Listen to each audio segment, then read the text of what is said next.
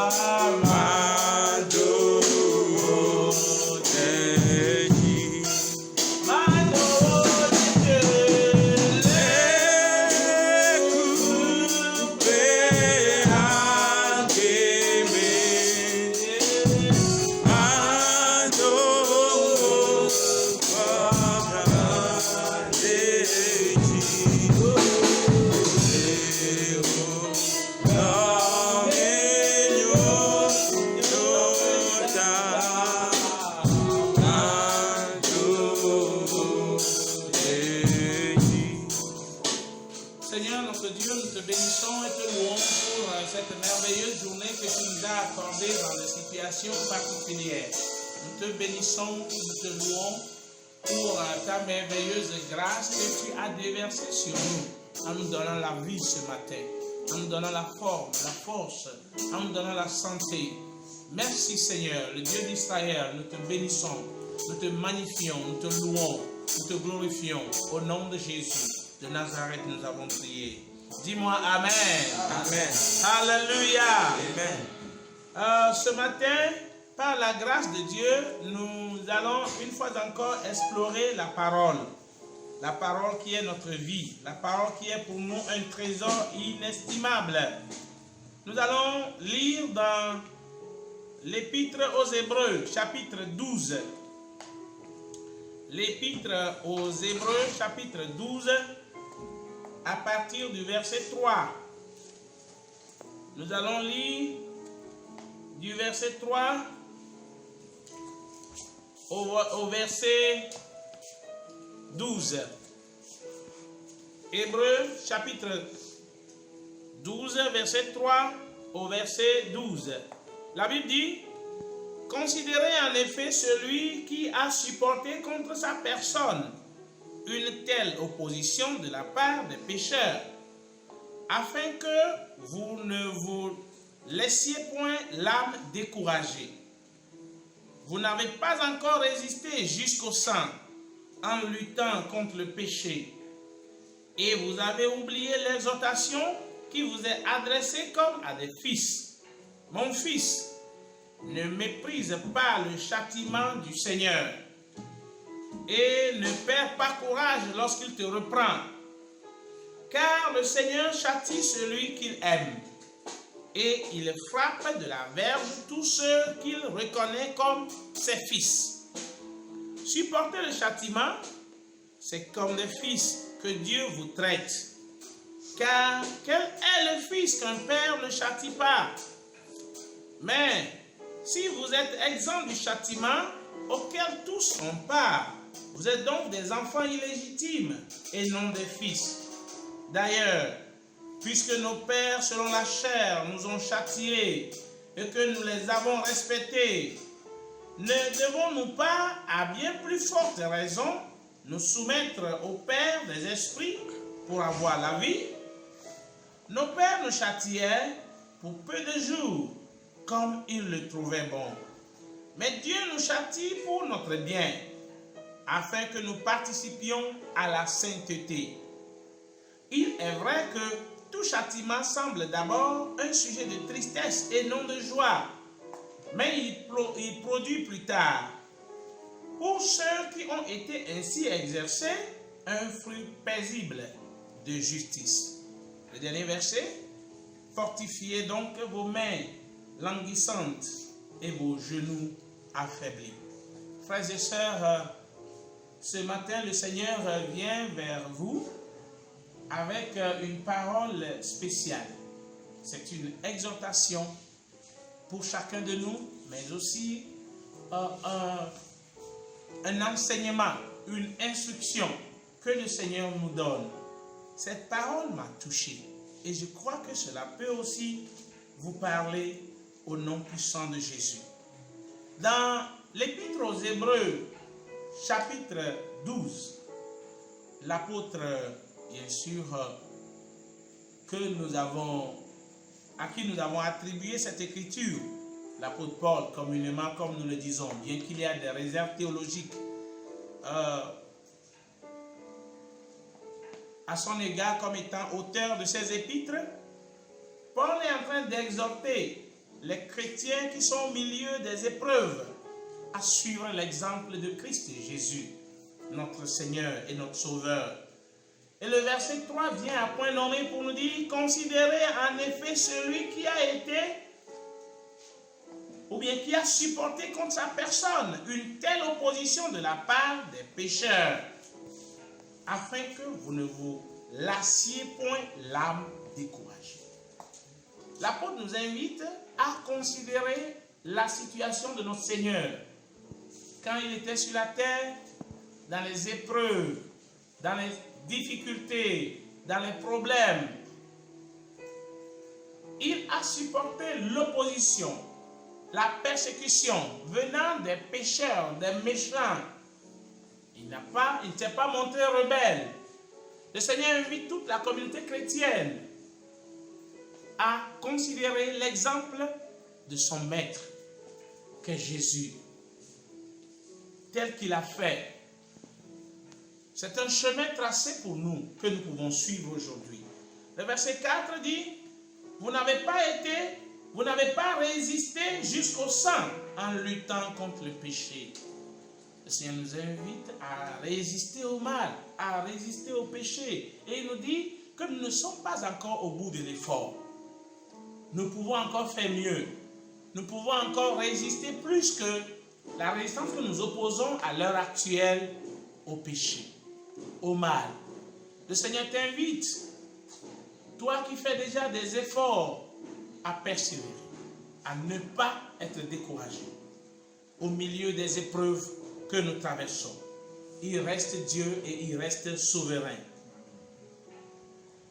Verset 5, et vous avez oublié l'exhortation qui vous est adressée comme à des fils. L'apôtre Paul nous invite à ne pas en fait oublier l'exhortation qui nous est adressée comme des enfants de Dieu, comme des fils pour Dieu. Quelle exhortation il nous adresse? Qu'est-ce que le Seigneur nous dit? Qu'est-ce qu'il te dit à toi en tant que fils, fils de Dieu? Qu'est-ce qu'il nous dit? Qu'est-ce qu'il me dit? Tous les jours, en fait, notre préoccupation doit être: qu'est-ce que le Seigneur me dit en tant que son fils dans cette épreuve, dans cette situation? Que veut-il que je connaisse, que je sache, que j'apprenne? Qu'est-ce qu'il veut que j'exerce? Quelle vertu, quelle valeur il veut que j'apprenne, que je mette en pratique? Les versets qui suivent nous disent: mon fils, ne méprise pas le châtiment du Seigneur et ne perds pas courage lorsqu'il te reprend. Cette parole du Seigneur est une exhortation, mais à la fois une instruction à notre égard. Très souvent, nous oublions. Dans les épreuves, nous crions à notre Dieu, et quand le secours ne vient pas, nous nous n'inscrivons pas ces épreuves dans le cadre d'un châtiment, d'une correction responsable qu'un Dieu paternel est en train d'exercer à notre égard pour notre bien. Mais nous estimons que soit notre Dieu nous a oubliés et nous en sortons découragés, ou nous croyons juste que c'est l'exercice des méchants à notre égard. Nous n'aimons pas nous culpabiliser, nous n'aimons pas accepter que peut-être le Seigneur veut me corriger, veut me dire quelque chose, veut me rappeler à l'ordre. Ici, l'apôtre Paul, à travers cette parole, nous dit, mais c'est comme vous avez oublié, verset 5, et vous avez oublié l'exhortation qui vous est adressée comme à des fils. Mon fils, ne méprise pas le châtiment du Seigneur et ne perds pas courage lorsqu'il te reprend. Cette parole est citée de Job, chapitre 5, verset 17. Et vous connaissez les épreuves que Job avait traversées en tant que croyant, en tant qu'enfant de Dieu. Nous ne devons pas oublier que certaines épreuves nous viennent comme des corrections. Après tant de chemins de désobéissance suivis, le Seigneur veut nous rappeler paternellement à l'ordre. Ne méprisons pas ces corrections. Pensons et réfléchissons en ce moment. Qu'est-ce que tu traverses? Est-ce le fruit du hasard? Est-ce le fruit de la méchanceté, n'est-ce pas, des méchants? Ou bien Dieu veut paternellement te rappeler, te corriger dans son amour et reviens à lui au nom puissant de Jésus. Amen. Car le Seigneur châtie celui qu'il aime. Parce que le Seigneur nous aime comme fils. Il peut accepter que nous subissions l'épreuve de la correction. Et il frappe de la verge tous ceux qu'il reconnaît pour ses fils. Et si nous sommes fils, si tu es fils de Dieu, nous devons accepter quelquefois que notre papa nous corrige dans son amour, qui nous rappelle à l'ordre, qui nous ramène vers lui après tant d'égarements que toi et moi nous avons suivis. Ce n'est pas fini. Supportez le châtiment. C'est comme des fils que Dieu vous traite. Dieu ne nous traite pas comme ennemis. Il nous traite comme des fils. C'est comme des fils que Dieu nous traite. Dieu ne nous traite pas comme des opposants à lui. Dieu ne nous traite pas comme des gens destinés à la destruction. Mais il nous traite comme des enfants bien-aimés qu'il aime tant.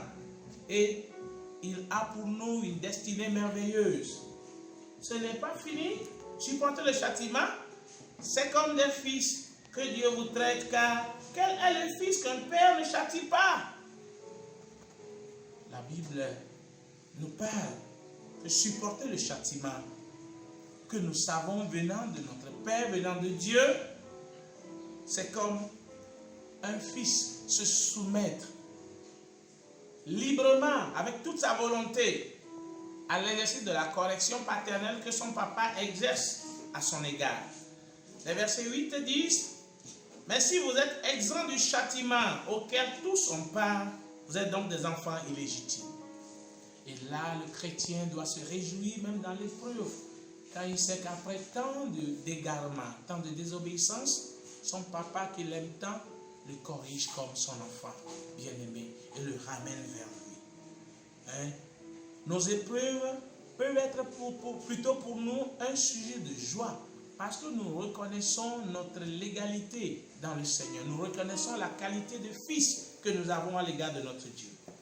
La Bible continue en nous disant, mais si vous êtes exempts du châtiment auquel tous ont part, vous êtes donc des enfants illégitimes et non des fils.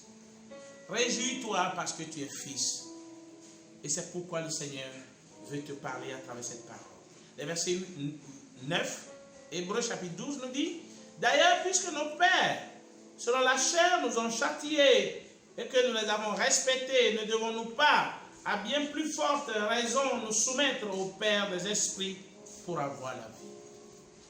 Accepter les châtiments, accepter les épreuves, accepter la correction qui vient de papa, un papa divin, comme Jéhovah, comme Elohim, c'est une bénédiction pour nous. C'est savoir que je suis fils Et quel que soit ce qu'il fait à mon égard en ce moment, il a en vue une bonne destinée pour ma vie. Nous devons accepter et se soumettre volontairement. Comme nos papas dans la chair nous ont châtiés, nous ont guidés, nos mamans nous ont conseillés, nous ont instruits, nous ont guidés vers le statut actuel que tu as, que nous avons. Nous devons accepter plus encore les réprimandes qui viennent de notre Dieu, que nous savons est un Dieu d'amour à notre égard. Nos pères nous châtiaient pour peu de jours, comme ils le pouvaient bon. Mais Dieu nous châtie pour notre bien, afin que nous participions à sa sainteté. Nous pouvons résumer nos épreuves selon ce test à deux objectifs que le Seigneur a pour nous. Il te châtie pour ton bien. Ça, c'est une destinée que le Seigneur a pour tes épreuves. Et en second lieu, il nous châtie pour que nous participions à sa nature de sainteté avec lui. Quel bonheur pour moi de savoir que le Seigneur veut que je partage sa nature de sainteté avec lui, même s'il me fait traverser par des épreuves qui vont me permettre de mûrir et d'atteindre ce degré de sainteté auquel j'aspire. Et le Seigneur a en vue notre bonheur. Il nous châtie pour notre bien. Merci Seigneur. Malgré les maladies que nous traversons, les épreuves, le manque, la détresse, le chômage, le Seigneur a pour nous, au-delà de ces épreuves, notre bonheur et notre sanctification. Qu'il soit béni. Le dernier verset, verset 11 dit, il est vrai que tout châtiment semble d'abord un sujet de tristesse et non de joie. Le processus du châtiment est un sujet de tristesse pour celui qui est châtié, celui qui est corrigé. Mais ce n'est pas fini là-bas. Mais il produit plus tard. Retenons bien, la Bible dit, il produit plus tard. Pour ceux qui ont été ainsi exercés, un fruit paisible de justice. Le Seigneur veut que nous expérimentions une paix profonde avec lui, même depuis cette terre. Et c'est pourquoi il permet que tu sois corrigé, que je sois corrigé. Alors, quelles que soient mes épreuves, je dois les regarder comme l'apôtre Jacques le dit, comme un sujet de joie. À cause des objectifs, de la destinée de cette épreuve, de cette correction, de ce châtiment. C'est pourquoi, pour finir, l'apôtre Paul nous exerce dans le verset 12, fortifiez-vous donc. Fortifiez donc vos mains languissantes et vos genoux affaiblis. Tout chrétien doit plutôt, au moment des épreuves, chercher la fortification auprès du Seigneur. Au lieu de se laisser décourager, dire, mon Dieu ne m'aime pas, c'est pourquoi il a permis ces épreuves. Pourquoi moi? Pourquoi ceci? Pourquoi cela? Que ce soit des pertes d'être cher que nous expérimentons, ou tu expérimentes en ce moment. Que ce soit le manque, la disette, la famine, que ce soit la maladie, que ce soit le chômage, que ce soit les persécutions, les afflictions. Le Seigneur a un objectif, un but pour tes épreuves.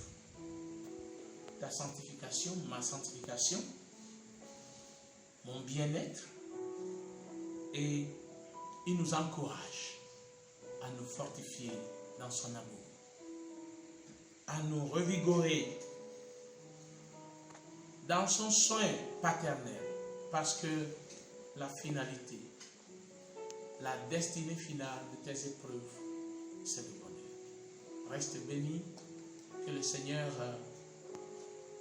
te vienne en aide malgré ces temps difficiles, et sache qu'il y a le bonheur en vue de tes épreuves. Le Seigneur te bénisse et qu'il t'encourage. Au nom de Jésus, tu viens d'écouter l'apôtre Marc Kofi de Lomé, Togo, fondateur de New Creation Missionary Church. Que Dieu te bénisse. Amen. Nous allons finir avec un cantique qui peut glorifier le Seigneur Jésus. Alléluia. En toi j'ai mis ma confiance. En toi j'ai mis ma confiance. En toi j'ai mis ma confiance. En toi j'ai mis ma confiance. En toi j'ai mis ma confiance. En toi j'ai mis ma confiance. En toi j'ai mis ma confiance. En toi j'ai mis ma confiance.